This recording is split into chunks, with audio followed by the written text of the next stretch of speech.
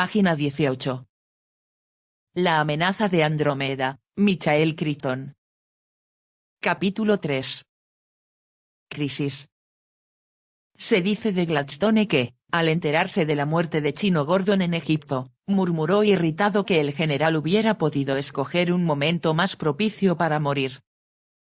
La muerte de Gordon precipitaba al gobierno de Gladstone en un torbellino y una crisis. Un ayudante comentó que las circunstancias en que se hallaban eran excepcionales e impredecibles. A lo que Gladstone replicó malhumorado: todas las crisis son lo mismo. Se refería a las crisis políticas, naturalmente. En 1885 no había crisis científica, como tampoco las hubo, por cierto, durante otros 40 años. Desde entonces ha habido 8 de mayor consideración, a 2 de ellas se las ha discutido pública y prolijamente. Interesa hacer notar que las 2 crisis dadas a la publicidad, la energía atómica y la competencia espacial, concernían a la química y la física, no a la biología. Podía preverse que sucedería así. La física fue la primera de las ciencias naturales que llegó a su fase completamente moderna y altamente matemática. La química siguió la estela de la física. Pero la biología, la hija retardada, quedaba mucho más atrás. Ya en los tiempos de Newton y Galileo, los hombres sabían más de la luna y de otros cuerpos celestes que del suyo propio. Esta situación no cambió hasta los años 40 del presente siglo. El periodo de la posguerra introdujo una era nueva de investigaciones biológicas, espoleadas por el descubrimiento de los antibióticos. De pronto hubo entusiasmo y dinero abundantes para la biología, y de ahí nació un torrente de descubrimientos: los tranquilizantes, las hormonas esteroides, la inmunoquímica, el código genético. En 1953 se trasplantó el primer riñón y en 1958 se administraron, a título de prueba, las primeras píldoras para el control de la natalidad. No pasó mucho tiempo sin que la biología se convirtiera en el campo de la ciencia que experimentaba un desarrollo más rápido, sus conocimientos se duplicaban cada 10 años. Investigadores con la mirada puesta en el futuro hablaban en serio de cambiar genes, controlar la evolución, regular la mente. Ideas que 10 años atrás hubieran constituido una especulación descabellada. Y, sin embargo, no se había producido ninguna crisis biológica. El microbio Andrómeda proporcionó la primera. Según Lewis Bornheim, una crisis es una situación en la que un conjunto de circunstancias hasta entonces tolerables se vuelve de pronto, por la adición de otro factor, completamente intolerable. Que el factor nuevo sea político, económico o científico importa poco: la defunción de un héroe nacional, la inestabilidad de los precios o un descubrimiento técnico pueden poner en marcha los acontecimientos. En este sentido, Gladstone decía bien: todas las crisis son lo mismo. El notable erudito Alfred Cochrane, en su estudio de las crisis, Culture, Crisis and Change, ha dejado sentadas varias tesis interesantes. Primero observa que toda crisis tiene sus comienzos mucho antes de que estalle realmente. Así, por ejemplo, Einstein publicó sus teorías de la relatividad en el periodo 1905-1915, 40 años antes de que su labor culminase en el final de una guerra, el comienzo de una edad nueva y el primer estallido de una crisis. De modo parecido, a principios del siglo XX, científicos americanos, alemanes y rusos se interesaron por igual en los viajes espaciales, aunque solo los alemanes reconocieron el potencial militar de los cohetes. Y después de la guerra, cuando los soviéticos y los americanos se hicieron dueños de la instalación alemana de cohetes de Peenemünde, fueron los rusos solamente quienes dieron pasos inmediatos y enérgicos hacia la meta de desarrollar las posibilidades del espacio. Los americanos se contentaban jugando con cohetes sin tomar el juego en serio. Lo cual desembocó, 10 años más tarde, en una crisis científica americana relacionada con los Sputniks, la instrucción americana, los ICBM-2, y el bache en la cuestión de los proyectiles. Cochrane observa también que una crisis se compone de individuos y personalidades y que éstas son únicas. Es tan difícil imaginarse a Alejandro en el Rubicón y a Eisenhower en Waterloo, como figurarse a Darwin escribiéndole a Roosevelt sobre el potencial de una bomba atómica. Una crisis es obra de unos hombres, que entran en ella con sus prejuicios, propensiones e inclinaciones particulares. Una crisis es una suma de intuición y de puntos ciegos, una mezcla de hechos observados y hechos ignorados. Sin embargo, por debajo de su singularidad, las crisis presentan una similitud inquietante. Una característica de las crisis, en visión retrospectiva, es que hubieran podido preverse, que parecían dictadas de antemano.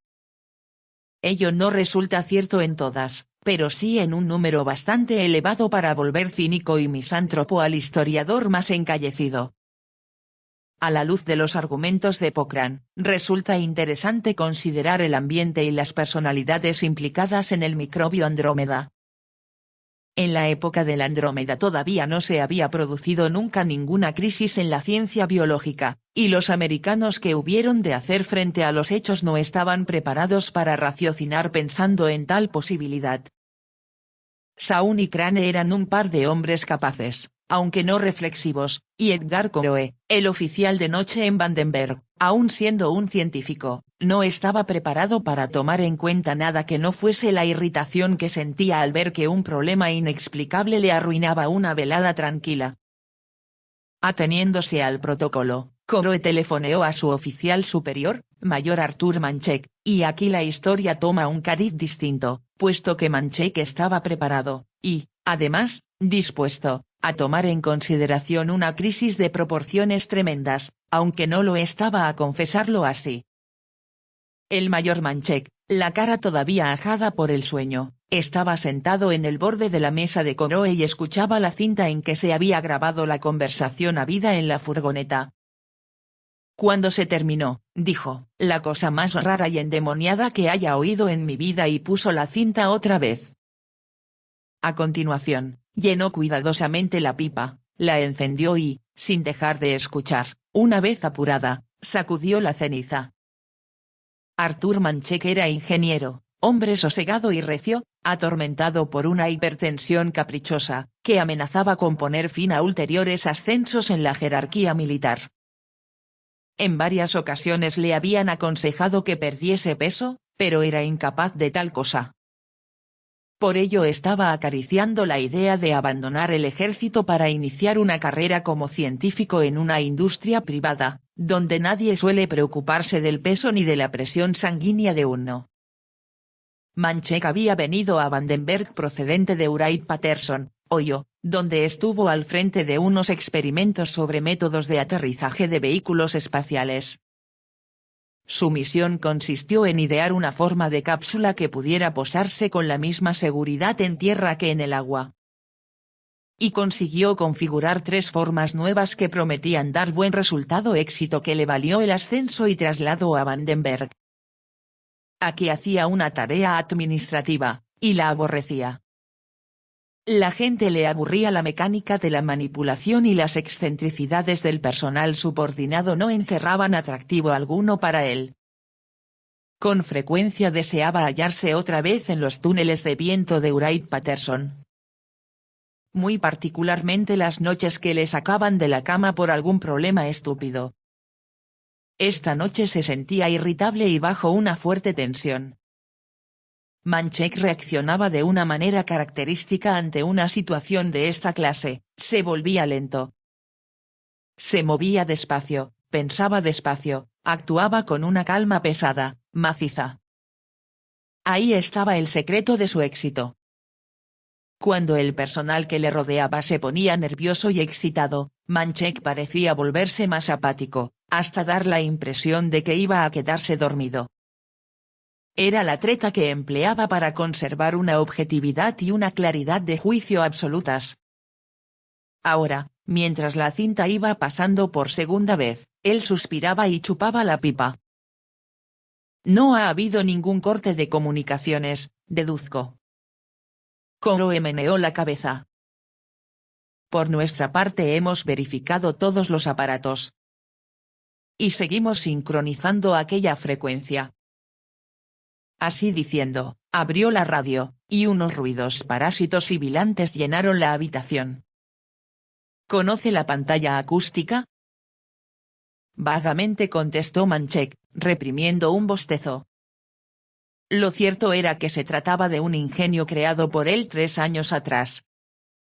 Definido de la manera más sencilla, consistía en hallar una aguja en un pajar por medio de las computadoras, un conjunto de máquinas que escuchaban una mezcla de sonidos, embarullados, confundidos al azar, y aislaban determinadas irregularidades. Por ejemplo, podía recogerse en una cinta el rumor de las conversaciones en un cóctel de sociedad y luego hacer pasar la cinta por una computadora, que aislaba una determinada voz y la separaba del resto. Este ingenio tenía varias aplicaciones en el campo de los servicios secretos.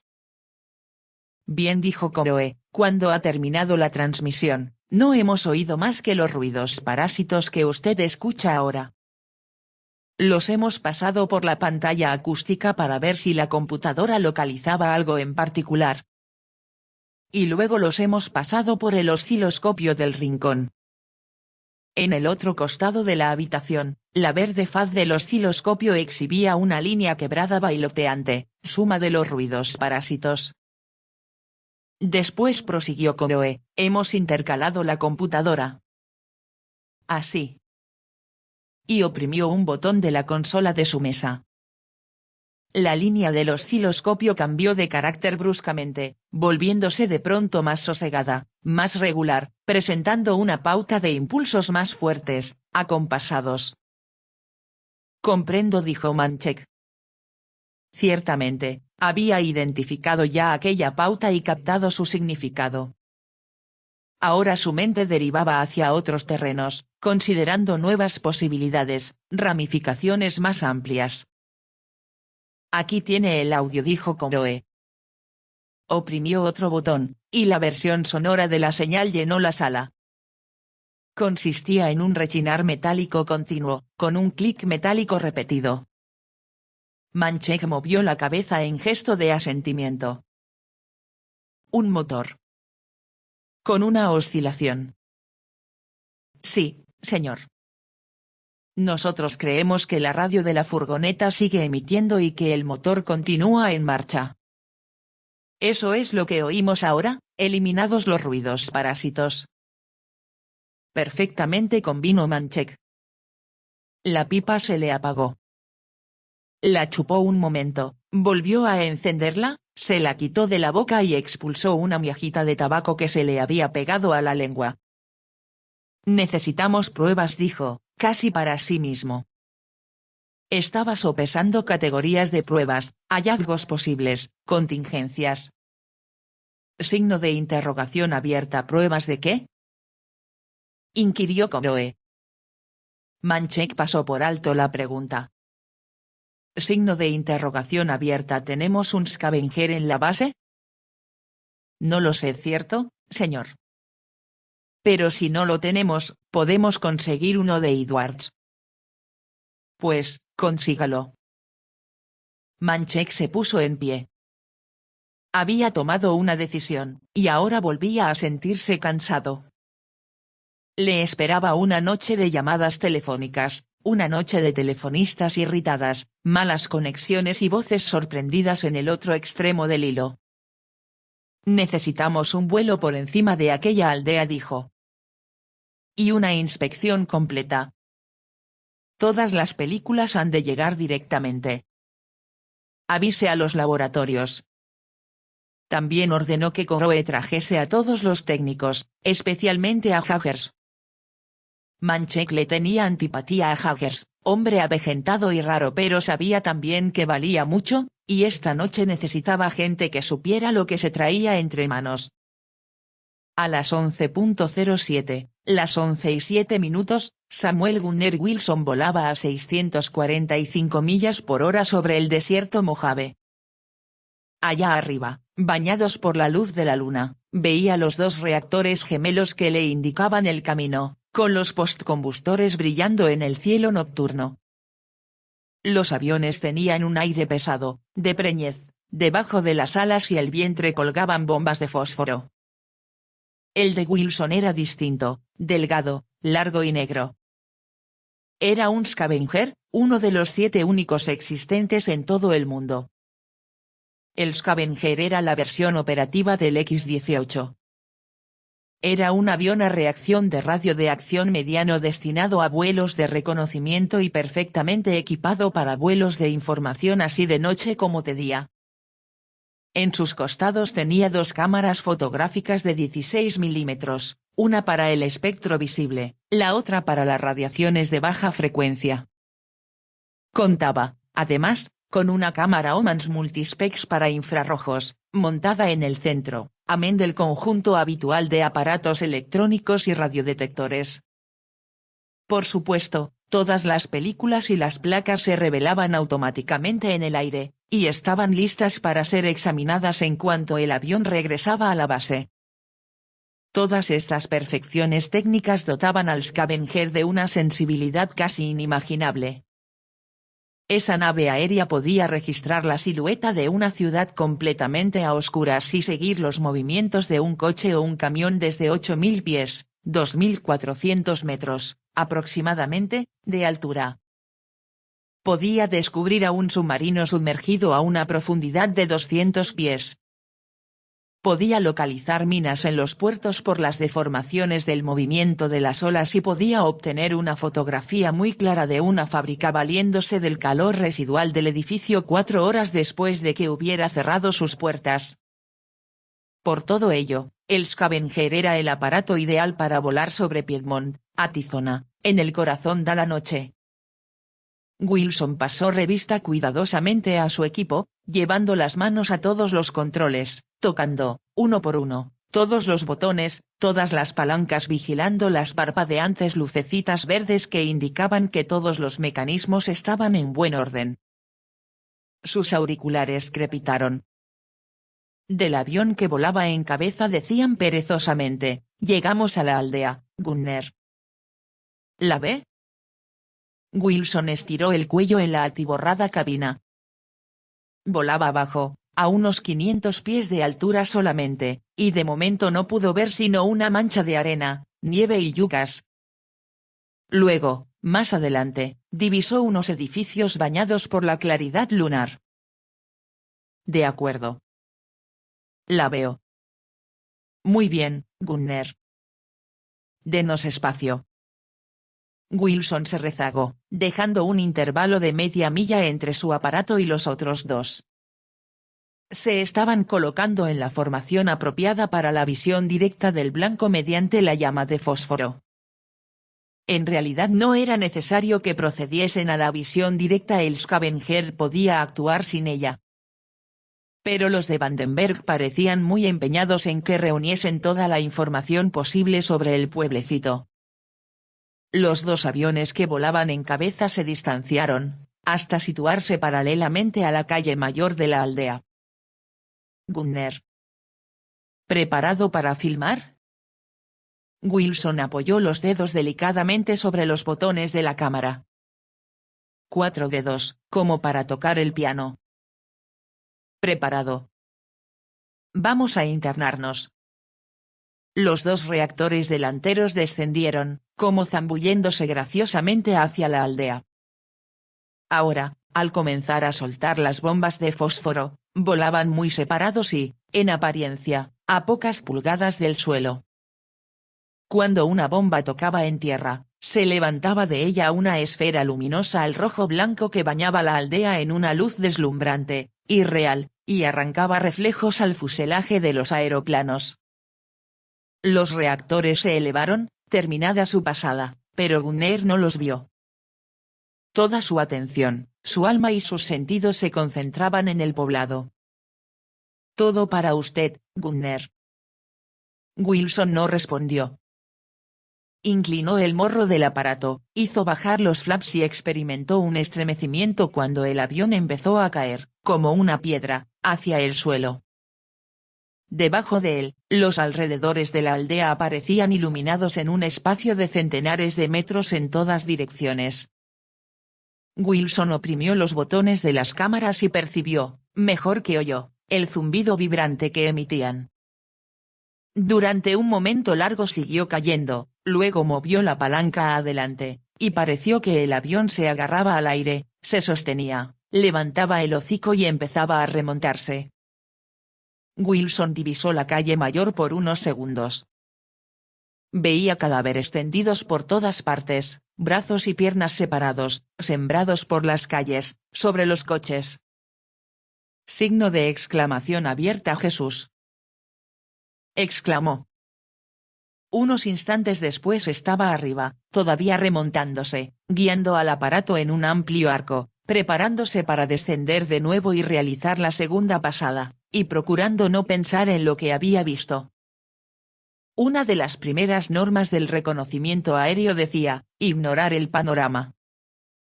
El análisis y la evaluación de lo que apareciese no incumbían al piloto, quedaba para los expertos. Los pilotos que olvidaban esta regla y se interesaban demasiado por lo que estaban fotografiando se ponían en apuros. Solían acabar estrellándose contra el suelo. Cuando el avión descendía para la segunda pasada, Wilson se propuso no mirar. Pero miró, y volvió a ver los cuerpos tendidos.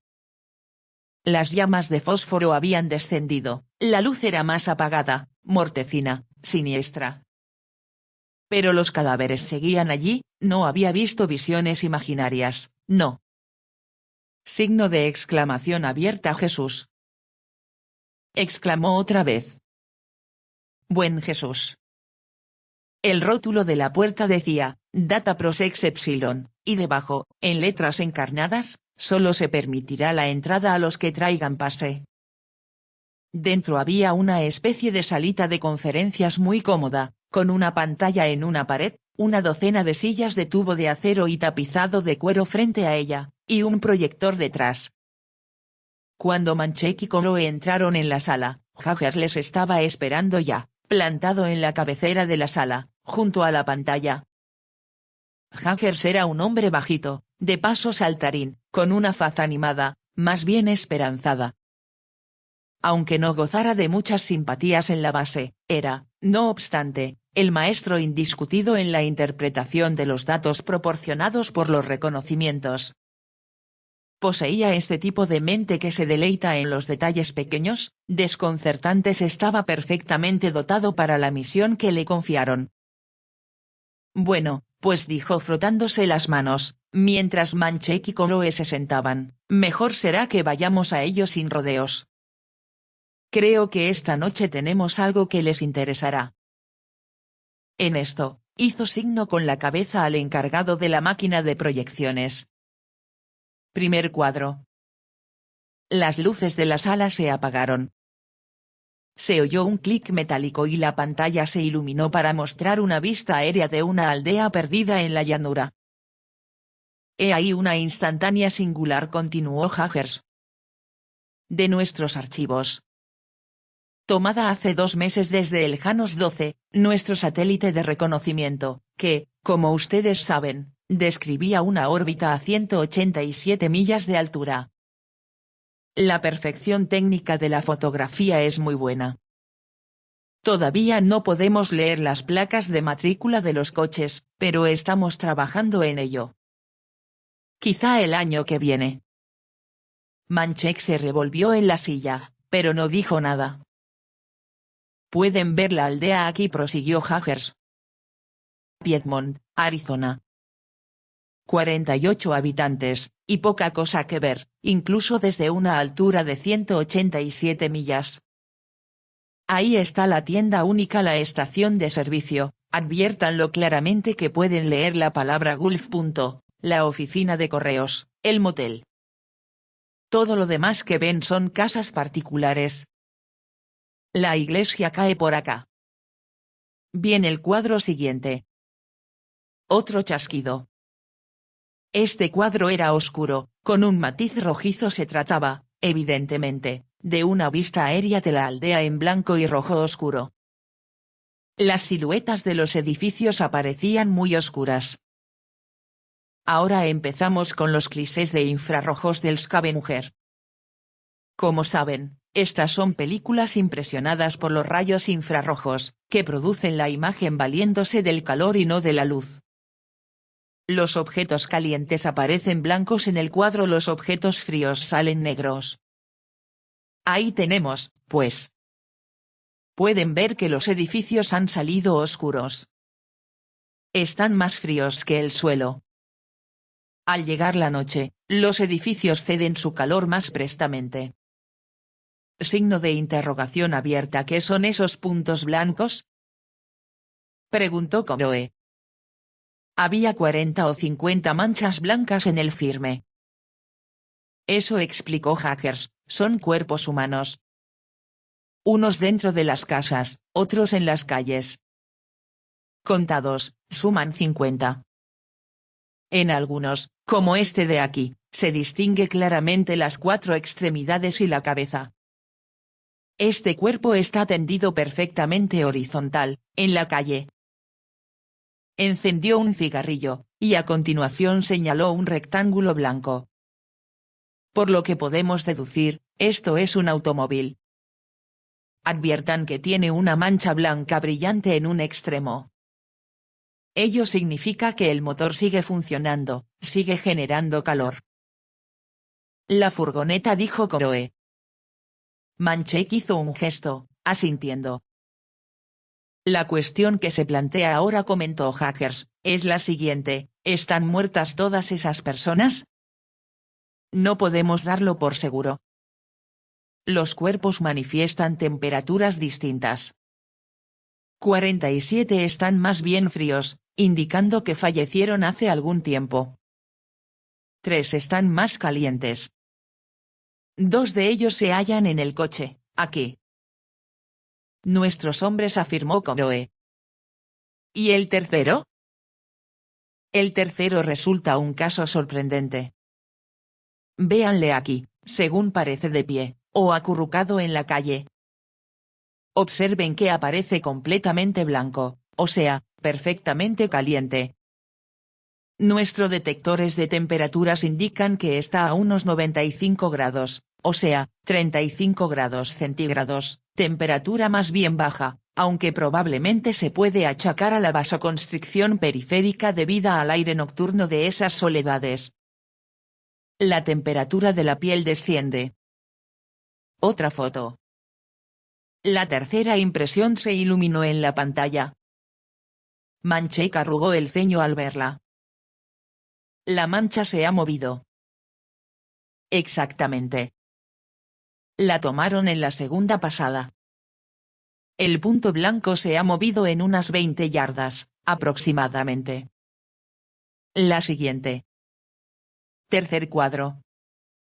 Signo de exclamación abierta: se ha movido otra vez. En efecto.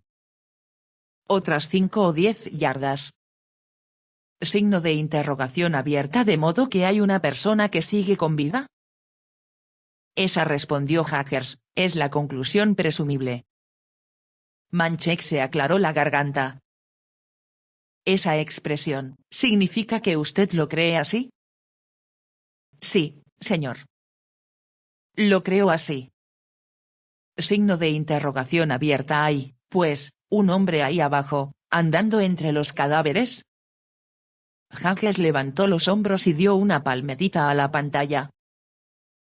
Sería difícil interpretar el dato de otro modo, y... En aquel momento entró un soldado, con 3 botes metálicos cilíndricos debajo del brazo. Señor, tenemos unos carretes de visualización directa. Páselos, ordenó Manchek. Colocaron la cinta en un proyector. Un momento después daban entrada en la sala al teniente Wilson. Hackers dijo: como yo no he revisado todavía esas cintas, quizá debería hacer los comentarios el piloto. Manchek asintió con un gesto y miró a Wilson, quien se puso en pie y fue a situarse en la cabecera de la sala, limpiándose las manos, nerviosamente, en los pantalones.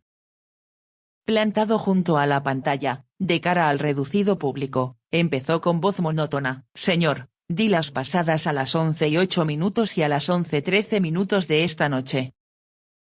Han sido 2, comenzando por el este y regresando desde el oeste, volando a una velocidad media de 214 millas por hora, a una altura media, según altímetro corregido, de 800 pies, y a. Un momento, hijo, interrumpió Manchek, levantando la mano. No estamos en un interrogatorio policíaco. Explíquelo con naturalidad. Wilson dio un cabezazo y estiró el cuello para deglutir. Las luces de la sala se apagaron y el proyector entró en acción con un ronroneo. La pantalla mostró la aldea, bañada por una luz blanca deslumbrante, en el momento en que el aparato descendía hacia ella. «Esta es la primera pasada que hice», dijo Wilson. «De este a oeste, a las 11:08. Miramos ahora desde la cámara del ala izquierda, que corre a 96 fotografías por segundo. Como pueden ver, pierdo altura rápidamente. Delante, en línea recta, está la calle mayor del pueblo». Aquí se interrumpió. Los cuerpos humanos se veían con toda claridad. Y la furgoneta, parada en la calle, con la antena de la capota todavía girando lentamente. Al seguir adelante el aeroplano, acercándose al vehículo, pudieron ver al chofer derrumbado sobre el volante. «Excelente definición», dijo Haggers. «Esa película de grano fino nos procura de verdad una resolución perfecta, cuando la necesitamos». Manchek interpuso, «Wilson nos estaba hablando de su pasada». «Sí, señor», dijo Wilson, carraspeando. Y fijó la mirada en la pantalla. «En este momento me encuentro encima mismo del blanco, donde vi los accidentados que ustedes están contemplando». «Entonces calculé que habría unos 75, señor». Lo decía con voz sosegada y tensa. Hubo una interrupción en la película, pasaron unos números, y la imagen apareció de nuevo. «Ahora regreso para la segunda pasada», explicaba Wilson. «Las llamas han descendido, pero ustedes pueden ver». «Paren la película», ordenó Manchek. El encargado de la proyección paró la máquina en un cuadro concreto, que mostraba la larga y recta calle de la ciudad y los cadáveres. «Retrocedan». La cinta rodó para atrás, dando la sensación de que el aeroplano se alejaba de la calle. Signo de exclamación abierta ahí. «Paren otra vez». La imagen quedó inmóvil. Manchek se levantó y se acercó a la pantalla, fijando la mirada hacia un costado. «Vean esto», dijo, señalando una figura. Era un hombre con una bata blanca hasta la rodilla, plantado en la calle y mirando al aeroplano. Un hombre anciano, con una cara marchita y los ojos muy abiertos. «¿Qué deduce de eso?», le preguntó Manchek a Haggers. «Corran la cinta para adelante un poco», pidió, arrugando la frente. La película avanzó.